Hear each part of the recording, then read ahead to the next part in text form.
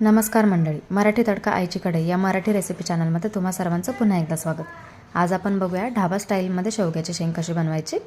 त्यासाठी मी शेवग्याची शेंग इथं अशा पद्धतीने कापून घेऊन ती परतून घेतली. परतून घेतल्यामुळे त्याचा सगळा कच्चापणा जातो आणि खायला पण खूप छान लागते. आता तीच पूर्ण बॉईल करून घ्यायची. तर कुकरमध्ये 1-1.5 ग्लास पाणी टाकले. त्याच्यामध्ये हळद मीठ घालायचं, एक शिट्टी करून घ्यायची. त्यानंतर आपण त्याला फोडणी घालणार आहोत. तर एक छोटंसं वाटण तयार करूयात. त्यासाठी उभा चिरलेला कांदा, थोडंसं खोबरं घेतलं आहे आणि लसूण आणि अद्रक बारीक कट करून घ्यायचं किंवा मिक्सरमध्ये ते बारीक होणारच आहे. हे सगळं कच्चापणा जाईल इतकं भाजायचं. त्यानंतर त्यामध्ये कोथिंबीर ॲड करून वाटण तयार करायचं. नंतर एक फोडणी घालूया, जिरा मोहरीची फोडणी घालायची. त्यानंतर ते वाटण आपण याच्यामध्ये मिक्स करायचं. वाटण मिक्स केल्यानंतर ते चांगलं परतू द्यायचं. खूप फुल गॅस नाही करायचा, मीडियम फ्लेमवरती परतून घ्यायचं. त्यानंतर त्यामध्ये एक बारीक चिरलेला टोमॅटो ॲड करा. याची पेस्ट पण करू शकता, पण मला असं आवडलं म्हणून मी असं टाकलं आहे. तर तो पण चांगला याच्यामध्ये मिक्स करून घ्यायचा.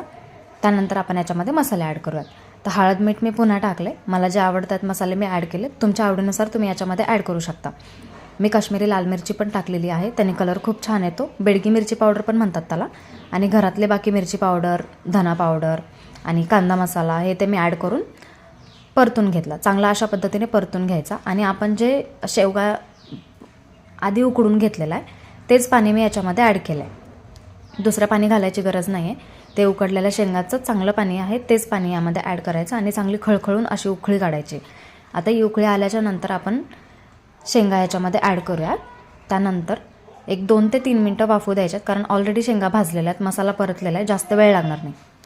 आता भरभरून याच्यावरती कोथिंबीर घाला आणि गरम गरम खायला घ्या. माझी रेसिपी तुम्हाला कशी वाटली मला कमेंट करून नक्कीच सांगा. आणि अशा वेगवेगळ्या रेसिपीसाठी माझ्या चॅनलला नक्कीच सबस्क्राईब करा. सगळ्यात महत्त्वाचं म्हणजे खात रहा, खुश रहा आणि आनंदी रहा. पुन्हा एकदा भेटूयात नवीन रेसिपीसोबत. Thank you so much.